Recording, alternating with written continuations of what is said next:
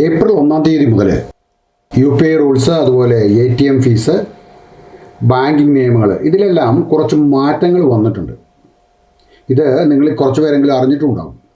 എന്തൊക്കെയാണ് ആ മാറ്റങ്ങൾ എന്നാണ് നമ്മൾ ഈ വീഡിയോയിൽ ഇന്ന് പരിശോധിക്കുന്നത്. നമസ്കാരം, അജയ്സ് പ്രസിൻ്റെ പുതിയൊരു വീഡിയോയിലേക്ക് എല്ലാവർക്കും സ്വാഗതം. Welcome to Ajay's press. Here what we do is express. നമുക്കറിയാം, നമ്മുടെ ഫിനാൻഷ്യൽ ഇയർ ആരംഭിക്കുന്നത് ഏപ്രിൽ 1-നും അവസാനിക്കുന്നത് മാർച്ച് 31-നുമാണ് എന്ന്. എല്ലാ വർഷവും അതാത് സാമ്പത്തിക വർഷങ്ങളിൽ ബാങ്കിങ് റെഗുലേഷനുകളിൽ, ഇൻവെസ്റ്റ്മെൻറ്റ് പോളിസികളിൽ, പേഴ്സണൽ ഫൈനാൻസ്, ടാക്സ് നിയമങ്ങൾ, ഇതിലൊക്കെ ചില മാറ്റങ്ങൾ വരാറുണ്ട്. ഈ വർഷവും അങ്ങനെ ചില മാറ്റങ്ങൾ വന്നിട്ടുണ്ട്. എന്തൊക്കെയാണ് ബാങ്കിങ്ങിലും മറ്റും വന്നിട്ടുള്ള ആ പുതിയ നിയമങ്ങൾ? ഒന്ന്, പുതിയ UPI നിയമങ്ങളാണ്. RBI ഏപ്രിൽ 1 മുതൽ ഇനാക്റ്റീവ് ആയിട്ടുള്ള മൊബൈൽ നമ്പറുകളിൽ നിങ്ങളുടെ UPI അക്കൗണ്ട് ലിങ്ക്ഡ് ആണെങ്കിൽ ബാങ്ക് ആ നമ്പറുകൾ നീക്കം ചെയ്യും. ചുരുക്കത്തിൽ, ഇനാക്റ്റീവ് മൊബൈൽ നമ്പറുകളിൽ, ദീർഘനാളായി ഉപയോഗിക്കാത്ത മൊബൈൽ നമ്പറുകളിൽ എല്ലാമുള്ള UPI ID ഇനി മുതൽ വർക്ക് ചെയ്യില്ല. അപ്പോൾ പിന്നെ എന്ത് ചെയ്യണം? കസ്റ്റമേഴ്സ് അവരുടെ പുതിയ മൊബൈൽ നമ്പർ അല്ലെങ്കിൽ ആക്റ്റീവ് മൊബൈൽ നമ്പർ ബാങ്കിൽ അറിയിച്ച് അപ്ഡേറ്റ് ചെയ്താൽ മാത്രമേ UPI പേയ്മെൻറ്റുകൾ സാധ്യമാകൂ. അല്ലെങ്കിൽ നിങ്ങളുടെ UPI അക്കൗണ്ട്സ് ഡീആക്ടിവേറ്റ് ആകും. സാങ്കേതിക തടസ്സങ്ങളും ഫ്രോഡും ഒഴിവാക്കുവാനാണ് ഈ നടപടി. 2, ATM ട്രാൻസാക്ഷനിൽ അല്ലെങ്കിൽ ATM ട്രാൻസാക്ഷൻ ഫീസിൽ വരുന്ന മാറ്റങ്ങളാണ് രണ്ടാമത്തത്.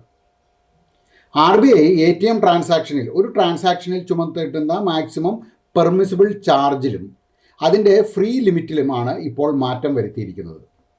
നിങ്ങളുടെ ഫ്രീ ലിമിറ്റായ 3 ട്രാൻസാക്ഷൻ കഴിഞ്ഞാൽ ഇനി ഓരോ ATM ട്രാൻസാക്ഷനും 20 മുതൽ 23 രൂപ വരെ കസ്റ്റമർ നൽകേണ്ടി വരും.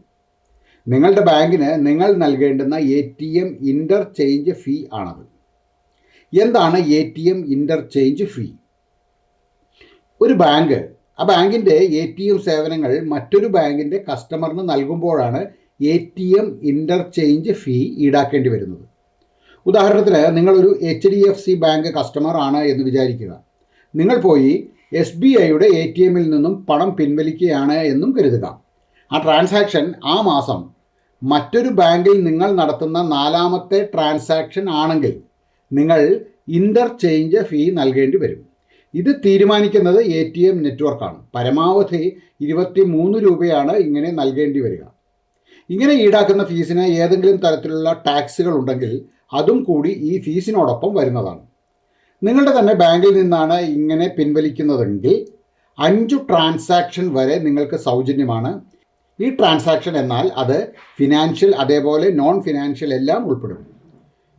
ഇപ്പോൾ പറഞ്ഞ 3 ട്രാൻസാക്ഷൻ എന്നത് മെട്രോ നഗരങ്ങളിലാണ് ബാധകമാകുക. നോൺ മെട്രോ നഗരങ്ങളിൽ ഇത് 5 ട്രാൻസാക്ഷനും ആണ് എന്ന് ഓർക്കുക. 2025 മെയ് 1 മുതൽ ഈ മാറ്റങ്ങൾ പ്രാബല്യത്തിൽ വരും. ATMൽ ക്യാഷ് ഇല്ലാതെ വരുമ്പോഴോ അല്ലെങ്കിൽ ഏതെങ്കിലും സാങ്കേതിക കാരണങ്ങളാലോ, ഹാർഡ്വെയർ അല്ലെങ്കിൽ സോഫ്റ്റ്വെയർ ഇഷ്യൂ കൊണ്ടോ മറ്റോ ട്രാൻസാക്ഷൻ ഫെയിലായാൽ അതൊന്നും വാലിഡ് ട്രാൻസാക്ഷനിൽ വരികയില്ല എന്നുകൂടി ഓർമ്മിക്കുക. 3, നിങ്ങളുടെ സേവിങ്സ് അക്കൗണ്ടിൽ മിനിമം ആവറേജ് ബാലൻസ് ഉണ്ടാകണം എന്ന് എല്ലാവർക്കും അറിയാം. മിക്കവാറും എല്ലാ ബാങ്കുകൾക്കും തന്നെ മിനിമം ആവറേജ് ബാലൻസ് ലിമിറ്റ് ഈ മാസം മുതൽ റിവൈസ് ചെയ്തിട്ടുണ്ട്. അങ്ങനെ മിനിമം ബാലൻസ് സൂക്ഷിക്കാത്ത സേവിങ്സ് അക്കൗണ്ടുകളിൽ പെനാൽറ്റിയും ഉണ്ടാകും. നിങ്ങളുടെ ബാങ്ക് നിങ്ങളുടെ സേവിങ്സ് അക്കൗണ്ടിൽ സൂക്ഷിക്കുവാൻ നിഷ്കർഷിക്കുന്ന മിനിമം ആവറേജ് ബാലൻസ് എത്രയാണ് എന്ന് ബാങ്കിൽ അന്വേഷിച്ച് ഉറപ്പുവരുത്തുക. ഇല്ലെങ്കിൽ അക്കൗണ്ടിൽ നിന്നും പെനാൽറ്റിയായി പണം പോകുവാൻ സാധ്യതയുണ്ട്. ഓരോ ബാങ്കിനും അക്കൗണ്ടിൻ്റെ സ്വഭാവത്തിനും ബാങ്കിൻ്റെ ലൊക്കേഷനെയും ആശ്രയിച്ച് മിനിമം ആവറേജ് ബാലൻസ് വ്യത്യസ്തമായിരിക്കും. 4, പുതുക്കിയ ഡിജിറ്റൽ ബാങ്കിങ് സർവീസുകളാണ്. ആർട്ടിഫിഷ്യൽ ഇൻ്റലിജൻസ് അടിസ്ഥാനപ്പെടുത്തിക്കൊണ്ടുള്ള ഡിജിറ്റൽ ട്രെൻഡ്സ് ആണ് ഇനി ബാങ്കിങ്ങിൽ വരിക. മണി മാനേജ്മെൻറ്റ് മെച്ചപ്പെടുത്തുവാൻ, ഡിജിറ്റൽ അഡ്വൈസുകൾ മെച്ചപ്പെടുത്തുവാൻ, മൊബൈൽ സർവീസുകൾ മെച്ചപ്പെടുത്തുവാൻ AI ബാങ്കിങ് അസിസ്റ്റൻസ് വരുന്നു. Advanced online features, AI chat bots ഇതെല്ലാം ലോഞ്ച് ചെയ്യുന്നു. ഡിജിറ്റൽ ട്രാൻസാക്ഷൻസിൽ സുരക്ഷിതത്വം ഉറപ്പുവരുത്തുവാൻ 2 ഫാക്ടർ ഓതൻറ്റിക്കേഷനും അതേപോലെ ബയോമെട്രിക് വെരിഫിക്കേഷനും വരുന്നുണ്ട്. 5, പുതിയ ക്രെഡിറ്റ് കാർഡ് നിയമങ്ങളാണ്. മിക്കവാറും എല്ലാ ബാങ്കുകളുടെയും ക്രെഡിറ്റ് കാർഡ് നിയമങ്ങളിൽ റിവാർഡ് പോയിൻറ്റ്സിൽ എല്ലാം മാറ്റം വന്നു. SBI ക്രെഡിറ്റ് കാർഡിൽ നിങ്ങൾ സ്പെൻഡ് ചെയ്യുമ്പോൾ കിട്ടുന്ന free ticket vouchers, mile stone rewards, reward points, അതുപോലെ റിന്യൂവൽ ബെനിഫിറ്റ്സ് ഇതെല്ലാം ഏപ്രിൽ 18 മുതൽ മാറുന്നു. SBI മാത്രമല്ല, IDFC, first bank, axis bank ഇവരുടെ എല്ലാം കാർഡുകളിൽ മാറ്റങ്ങൾ വരുന്നുണ്ട്.